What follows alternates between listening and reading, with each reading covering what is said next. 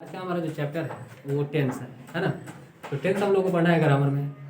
आपने इससे पहले बहुत सारे जो ग्रामर्स के सिलेबस थे वो आपने पढ़े होंगे। तो आइए आज हम टेंस स्टार्ट करते हैं। सबसे फर्स्ट ऑफ ऑल कि टेंस है क्या, है ना। तो हम सभी अपना अपना काम करते हैं, है ना। आपने काम किया होगा, ये भी किए होगा, या फिर आप किए, हम किए, लेकिन हम सभी ने कुछ ना कुछ काम किया। तो जो हमने काम किया और उस काम करते वक्त यानी कि which time that you have taken, that is called tense. यानी कि काम करने में जो हमने अपना समय व्यतीत किया, है ना, जो समय हमारा लगा, टाइम जो हमने अपना इन्वेस्ट किया, वही हमारे लिए काम है। तो अब समय के हिसाब से यानी कि अगर इसका टेंस का अगर डेफिनेशन अगर देखना चाहें तो लिखते हैं time.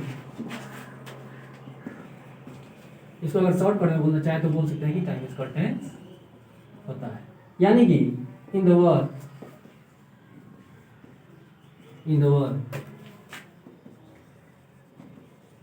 that you have taken time is called tense। अब टाइम के हिसाब से, समय के हिसाब से टेंस कितने प्रकार के होते हैं? तो there are 3 types of time, sorry tense. How many types of tense? How many types of tense? There are 3 types of tense, है ना। अब 3 टाइप के टेंस होते हैं। पहला प्रेजेंट टेंस, दूसरा पास्ट टेंस, तीसरा फ्यूचर टेंस।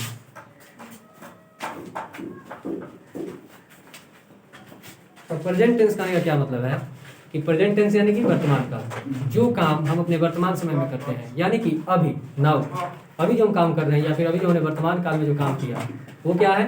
प्रेजेंट टेंस है। वहीं अगर मान लीजिए कि अभी आपने काम किया और आपने 1 घंटा 2 घंटे टाइम स्पेंड कर दिया, यानी कि अपने बीते हुए समय में जो काम किया वो क्या है हमारे लिए? Past tense. एंड उसके बाद जो फ्यूचर में हम करने वाले हैं, आगे जो हम करेंगे वो हमारे लिए क्या होगा? फ्यूचर टेंस होगा। तो अब समय के आधार पे यानी कि टाइम के बेस पे, on the basis of time there are 3 types of tense. पहला हो गया प्रेजेंट टेंस, दूसरा हो जाएगा हमारा पास्ट टेंस एंड तीसरा जो है वो फ्यूचर टेंस होगा। तो अब आइए इसको देखा जाए। पहला प्रेजेंट टेंस है।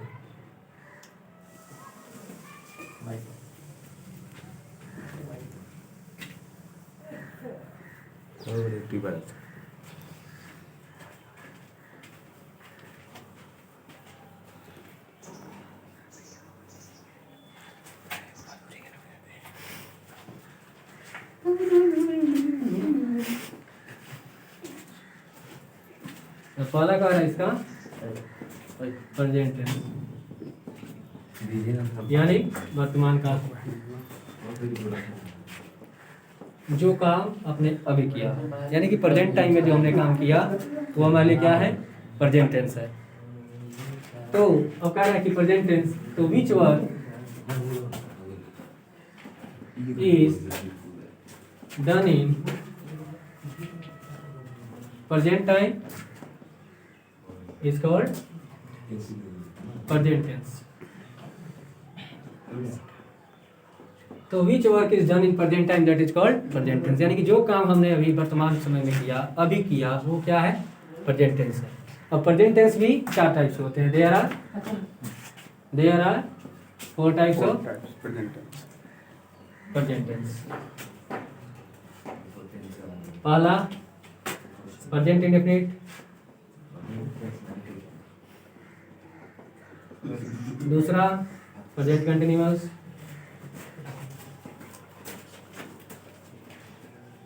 तीसरा प्रेजेंट परफेक्ट एंड चौथा present perfect continuous.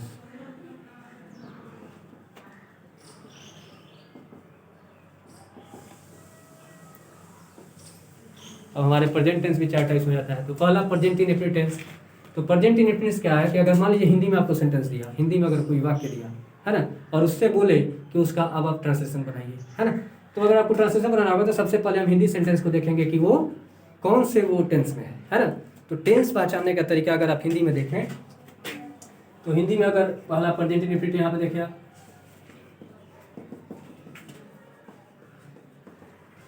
Present indefinite अगर आप देखते हैं तो कह रहा है कि जिस हिंदी क्रिया के अंत में, है ना, मान लीजिए अब क्रिया क्या है, वर्ब क्या है, तो जो भी वर्क यानी कि जो भी वर्क सब्जेक्ट के द्वारा किया जाता है वो, यानी कि सब्जेक्ट के द्वारा अगर कुछ भी किया जाता है तो वो क्या होता है, वो क्रिया होता है, यानी कि वर्ब होता है। तो जिस हिंदी क्रिया के अंत में, जैसे मैं खाना हो गया, है ना, अब ये हुआ ना, खाना, गाना, हंसना, रोना, ये सारे होते हैं। तो जिस हिंदी क्रिया के अंत में ता है ना, ती है, ते है, रहे, तो उसे प्रेजेंट इंडेफिनिट टेंस कहते हैं। जैसे में आप यहाँ पे एज में देखें, जैसे मैं खाता, है ना, है कि नहीं, यहाँ पे देखिए ता है, ती है, ते है, तो खाता है, खाती है, ये है कि नहीं। तो ऐसे ही आपको रहेगा। अब आइए हम आपको इसका स्ट्रक्चर बताते हैं। सबसे पहले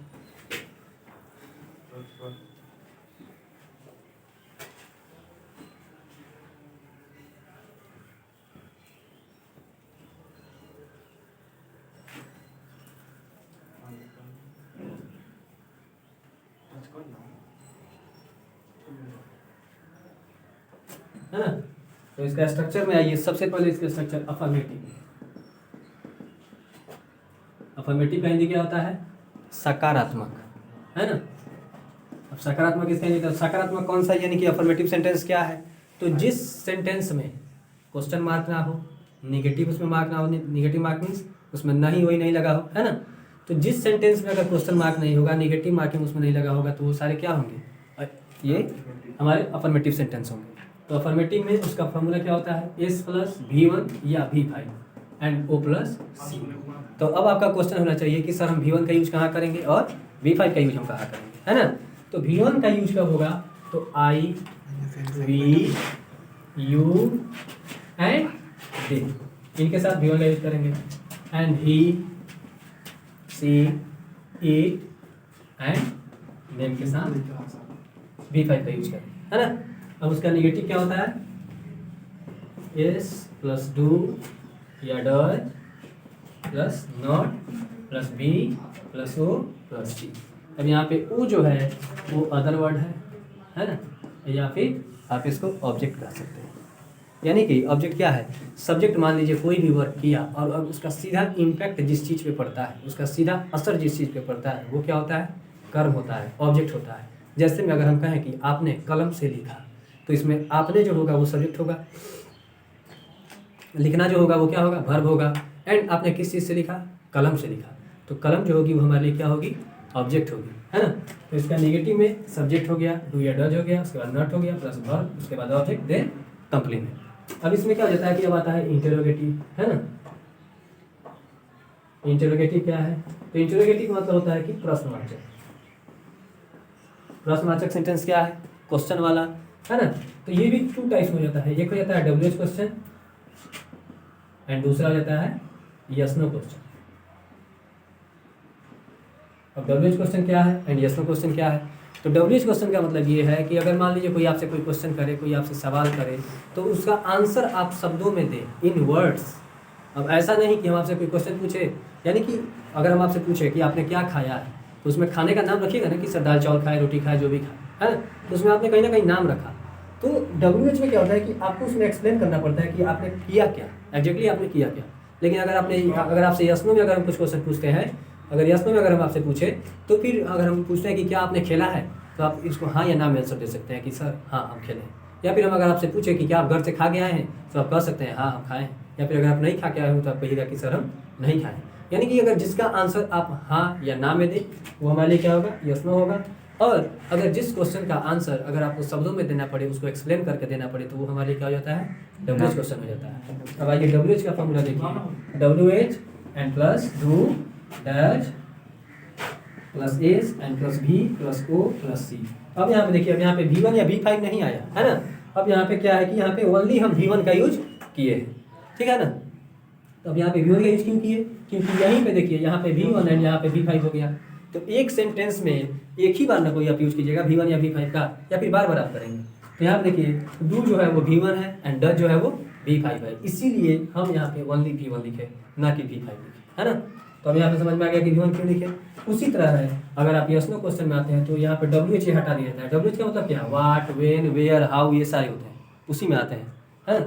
अब अगर यस नो में आइएगा तो ये WH हटा दीजिए एंड डू या डज यहाँ पे लगाइए, N plus S, N plus V, plus O, N plus C. यहाँ पे क्वेश्चन मार्किंग देना नहीं छोड़िए, क्वेश्चन मार्किंग बहुत इंपॉर्टेंट हो जाता है ना।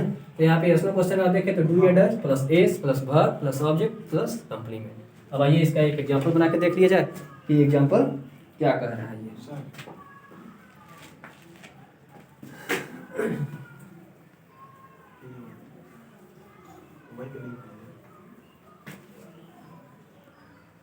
अब इसका एक एग्जाम्पल आप एज में देखिए यहाँ पे,